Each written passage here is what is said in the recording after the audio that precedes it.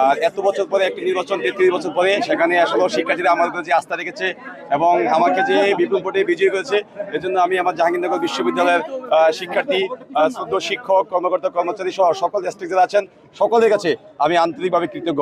তারা আসলে আমাকে যেই ভালোবেসে যে দায়িত্ব দিয়েছেন, আমি আমার জীবনের শেষ রক্তবিন্দু দিয়ে হলেও তাদের সেই দায়িত্ব পালন করার জন্য আমি সর্বোচ্চ চেষ্টা করে দেবো ইনশাল্লাহ। বছর পরে একটা জটিলতা কাটিয়ে জাকসুর মতো গুরুত্বপূর্ণ নির্বাচন অনুষ্ঠিত হয়েছে, সেখানে নানা জটিলতা ছিল। তো আমার প্রথম কাজ হবে মূলত জাহাঙ্গীরনগর বিশ্ববিদ্যালয়ের শিক্ষার্থীদের জন্য, জাহাঙ্গীরনগর বিশ্ববিদ্যালয়ের জন্য নিজেকে আসলে উৎসর্গ করা।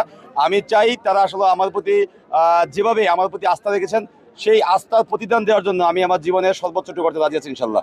আসলে যারা ভোট বর্জন করেছে আমি মনে করি তারা আসলে এই সময় এসে যে আমরা যেখানে দীর্ঘদিন ভোটের অধিকার ফিরে পাওয়ার জন্য ভোটের মাধ্যমে আসলে আমাদের শিক্ষার্থী প্রতি নির্বাচনের জন্য এত সংগ্রাম আমরা করেছি, সেখানে নির্বাচনের আগ মুহূর্তে এসে যারা ভোট বর্জন করছে তারা আমি মনে করি যে তারা গণতন্ত্রের বিরুদ্ধে গিয়ে কাজ করেছে। এবং আমি বিশ্বাস করি তারা আসলে নির্বাচনে যে বড় হচ্ছে, বড় হওয়ার সম্ভাবনা ছিল সেগুলো আসলে সেই ভয়েই কিন্তু তারা নির্বাচন থেকে সরে দাঁড়িয়েছে।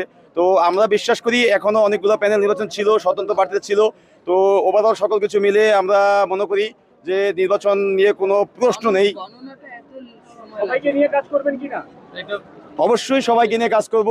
জাকসুতে আমরা নির্বাচিত হয়েছি, সেখানে তো এককভাবে কোনো কিছু সম্ভব নয়। তো আমাদের প্রথম কাজ থাকবো সকল দল, সকল মতের মানুষকে নিয়ে একটা ইনক্লুসিভ জাহাঙ্গীরনগর বিশ্ববিদ্যালয় গড়ে তোলা। তো সেখানে অবশ্যই সকলের মতামতকে গুরুত্ব দিয়ে কাজ করার চেষ্টা করবো। আর ভোটের ফলাফল পেতে আসলে আমাদের অনেক সময় চলে গেছে, প্রায় 40 ঘন্টা চলে গেছে। তো যেহেতু আমাদের যেই ব্যালট পেপারটি যেভাবে নির্মিত করা হয়েছে বা যেভাবে তৈরি করা হচ্ছে সেটা কিন্তু আমাদের যে ব্যালট পেপার রিডার মেশিনে গণনা করার কথা ছিল, কিন্তু অনেকগুলো প্যানেলে সেখানে আপত্তি থাকার ফলে যে এগুলো কিন্তু ম্যানুয়ালি আমাদের এজেন্টের সামনে গণনা করা হয়েছে। তো এই জন্য কিন্তু আমাদের অনেক দেরি হচ্ছে। আমাদের অনেক প্রার্থী ছিল, তো সকল কিছু আসলে ছাপিয়ে উঠে যে আজকে আমরা 10ম জাকসুর ফলাফল পেতে যাচ্ছি। এই জন্য আসলে নির্বাচন কমিশন এবং বিশ্ববিদ্যালয় প্রশাসনকে আমরা আন্তরিকভাবে ধন্যবাদ দিতে চাই। দেখেন, নির্বাচন যদি সুষ্ঠুর কথা বলি তো আমরা বলবো আমাদের দৃষ্টিকোণ থেকে যেটা হয়েছে নির্বাচন সুষ্ঠু হয়েছে।